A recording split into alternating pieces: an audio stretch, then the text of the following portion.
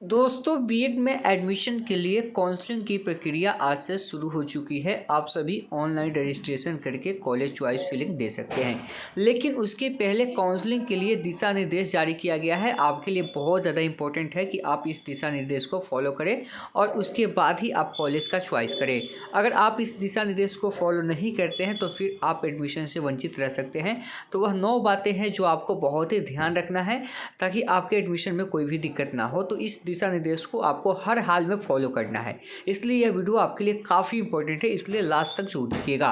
Video शुरू करने से पहले मैं आपसे एक छोटा सा रिक्वेस्ट करना चाहूँगा कि आप अभी तक हमारे चैनल पर नए हैं तो हमारे चैनल को सब्सक्राइब कर लीजिए और बेल आइकन को दबा दीजिए ताकि ऐसे ही लेटेस्ट वीडियो मिलता रहे। चलिए शुरू करते हैं। दोस्तों अभी से कुछ देर पहले ललित नारायण मिथिला यूनिवर्सिटी ने अपने ऑफिशियली वेबसाइट पे इस दिशा निर्देश को जारी किया है। जैसे आप देख पा रहे हैं कि काउंसलिंग के लिए दिशा निर्देश, और यहाँ पे यह दिशा निर्देश बहुत ही ज़्यादा इंपॉर्टेंट है। एक एक पॉइंट को आपको ध्यान में समझना है। पहले अगर पॉइंट की बात करें तो ध्यान रखना है कि 2 वर्षीय बीएड कोर्स में प्रवेश लेने के लिए इच्छुक जो सभी सफल आवेदकों के लिए काउंसलिंग के लिए पंजीकरण करना आवश्यक है। यानी आपको पता है कि 1,46,300 समथिंग के आसपास यहाँ पे स्टूडेंट पास आउट हुए हैं, यानी क्वालिफाई हुए हैं। अगर आप बीएड में एडमिशन लेना चाहते हैं तो सबको रजिस्ट्रेशन करना है। अगर मान लीजिए 1,86,000 में से अगर मान लीजिए 40,000 नहीं करता, 1 लाख ही करता है, तो यही भाग लेगा एडमिशन में।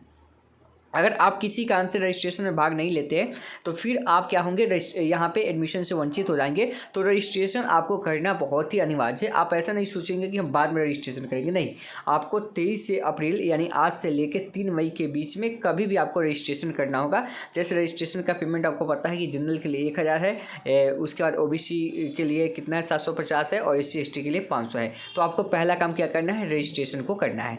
दूसरी बात है कि यह भी ध्यान रखें कि महाविद्यालयों का चयन वरीयता एक बार ही प्रक्रिया है। देखो मोस्ट इंपॉर्टेंट पॉइंट यहाँ पे है कि जब भी आप कोई भी यूनिवर्सिटी का चयन करें या किसी भी कॉलेज का चयन करें तो आपको सोच समझ के करना है। आप यहाँ पे एक बार जो विकल्प दे देंगे वही विकल्प आपका रहेगा, आगे चेंजिंग नहीं होगी। ठीक है, तो इसलिए आपको ध्यान रखना है और नंबरिंग को ध्यान में रखना है। जैसे कि आप मान लीजिए कि BRAB यूनिवर्सिटी चुनते हैं, ठीक है, भीमराव अम्बेडकर यूनिवर्सिटी चुनते हैं, इसके अंतर्गत कोई कॉलेज चुनते हैं, जैसे CN कॉलेज हो गया, MDDM कॉलेज हो गया। तो जो आप कॉलेज यहाँ पे सिलेक्ट करेंगे सोच समझ के करेंगे। आप इसमें कोई भी बदलाव नहीं कर सकते। मान लीजिए फर्स्ट टाइम में नहीं हुआ तो फिर सेकेंड टाइम में आपका दिक्कत हो जाएगा। सबसे मोस्ट इंपॉर्टेंट बात आपके लिए यहाँ पे मैं वीडियो में बता रहा हूँ कि जिनका नंबर कम है यानी कि 60 से कम है, जो प्राइवेट कॉलेज वाले हैं, सिर्फ प्राइवेट कॉलेज सिलेक्ट कीजिएगा। आप ऊपर से गवर्नमेंट कॉलेज सिलेक्ट मत कीजिएगा, नहीं तो ऐसा गलती मत कीजिएगा कि आप सिर्फ गवर्नमेंट कॉलेज सिलेक्ट कर ले और लास्ट में 2-3 प्राइवेट कॉलेज दे दे, तो फिर आपका एडमिशन ऐसे भी फंसने वाला है।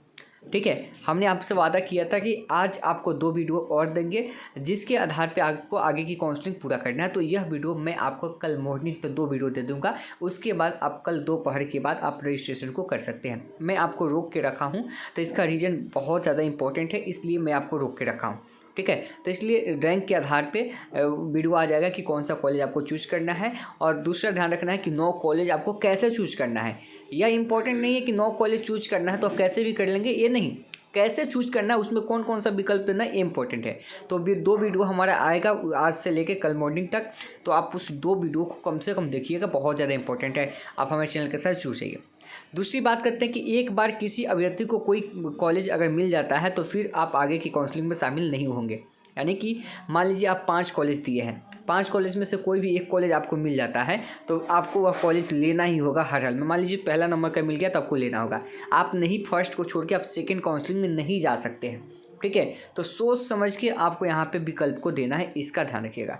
नेक्स्ट क्वेश्चन की बात करें तो आरक्षण रोस्टर केवल सरकारी और अंगीभूत महाविद्यालयों में ही लागू है। मान लीजिए किसी को आरक्षण मिलता है, ठीक है, तो यह केवल सरकारी स्कूल में ही या सरकारी जो विद्यालय है वहीं पे लागू होगा, या जो सेमी गवर्नमेंट है वहीं पे लागू होगा, यह प्राइवेट वालों के लिए लागू नहीं होगा।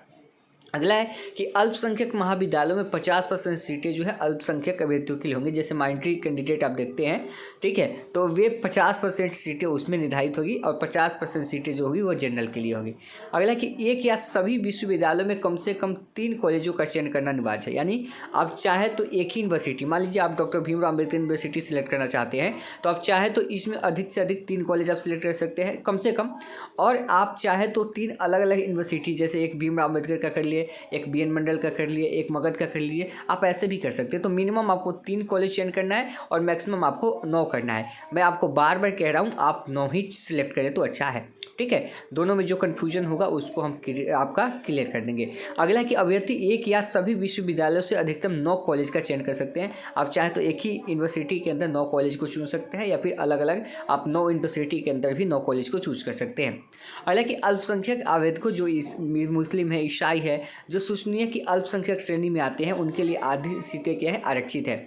और इस आरक्षित सीटों पर नामांकन के लिए क्या होना चाहिए, उसको अल्पसंख्यक कॉलेजों का चयन करना। जो अगर माइनॉरिटी कैंडिडेट है, चाहे वह मुस्लिम है, ईसाई है, तो उनको क्या अल्पसंख्यक कॉलेजों का चयन करना होगा।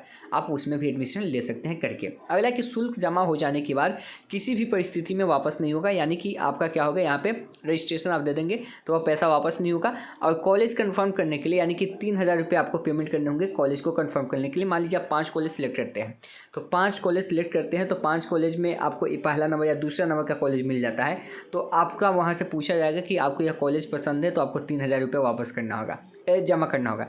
जैसे आप 3000 रुपये जमा कर देंगे तो आपका कॉलेज वह कंफर्म हो जाएगा और उसी में आपको एडमिशन लेना होगा। उसके बाद आपका वह पेमेंट रिटर्न नहीं होगा, अगर आप बाद में चाहते हैं कि उसमें एडमिशन नहीं लेना तो। इसलिए सोच समझ के यहाँ पे कॉलेज का विकल्प चूज कीजिए। अभी कुछ लोग भर लिए होंगे जो कि गलती किए हैं, जो लोग नहीं भरे हैं, मैं आप लोग से कहना चाहूँगा कि सबसे पहले देखिए, जिनका कम नंबर है, 60 से कम नंबर है, क्या कीजिए, सबसे ज़्यादा से ज़्यादा आप 9 जो है प्राइवेट कॉलेज सिलेक्ट कीजिए, और वो भी प्राइवेट कॉलेज आपका अपने ही ज़िला में होना चाहिए, ठीक है। या जिस ज़िले में आप जा सकते हैं, मान लीजिए आप मोतिहारी का है, मुजफ्फरपुर, अगर आप आ सकते हैं तो ही विकल्प चूज कीजिए। अगर आप नहीं आ सकते हैं तो केवल आप क्या कीजिए, मोतिहारी का ही डालिए, ठीक है। या मुजफ्फरपुर का है तो मुजफ्फरपुर का ही डालिए, क्योंकि बाद में दिक्कत हो जाएगा। अगर आपका मोतिहारी का मुजफ्फरपुर दे दिया, मुजफ्फरपुर का मोतिहारी दे दिया, तो फिर दिक्कत होगा। इसलिए आप कोशिश कीजिए कि आप अपने ज़िले में ही कॉलेज को सिलेक्ट करें। नहीं है तो रियल केस में ही आप बाहर जाए और जहाँ पे आप जा सकते हैं वही का विकल्प दीजिएगा, ठीक है। अब ऐसा नहीं कि कुछ लोग क्या करेंगे, जिनका नंबर कम है, 60-65 है, ऊपर से 5-6 जो है गवर्नमेंट कॉलेज सेलेक्ट कर लेंगे और नीचे आएंगे तो प्राइवेट कॉलेज कर लेंगे, तो फिर उनका एडमिशन तो ऐसे नहीं होगा। तो इसलिए अधिक से अधिक आप चांसेस दीजिए प्राइवेट कॉलेज, अच्छे प्राइवेट कॉलेज आप चूज कर लीजिए। आप सरकारी के लिए जाइए ही मत, उतना आपका विकल्प खाली रहेगा, इसका ध्यान रखना है। और कुछ क्या करते हैं, प्राइवेट जो सरकारी नंबर वाले भी हैं, जैसे जिसका 80 नंबर है, 85 नंबर है, वह क्या करते हैं, गलती कर रहे हैं। सबसे ऊपर में वे कह रहे हैं कि कंस्टिट्यूएंट कॉलेज भर रहे हैं, ठीक है, सेमी गवर्नमेंट, उसके बाद प्राइवेट भर रहे हैं और लास्ट में भी कुछ लोग गवर्नमेंट भर रहे हैं। तो आप ऐसे ही फंस जाओगे। ऊपर में आप जो दे दोगे गवर्नमेंट दे दोगे तो गवर्नमेंट के अकॉर्डिंग नंबर होगा तो मिल जाएगा, अगर प्राइवेट दे दोगे तो प्राइवेट आपका अलॉट वहीं से हो जाएगा, ठीक है, तभी फंस जाओगे आप। तो इसलिए 2 वीडियो में आपको बार बार कह रहा हूँ, थोड़ी सी मैं बिजी था, इस वजह से कोई वीडियो अपलोड नहीं कर सका। तो अभी से लेके कल मॉर्निंग तक आपको 2 वीडियो हम दे देंगे।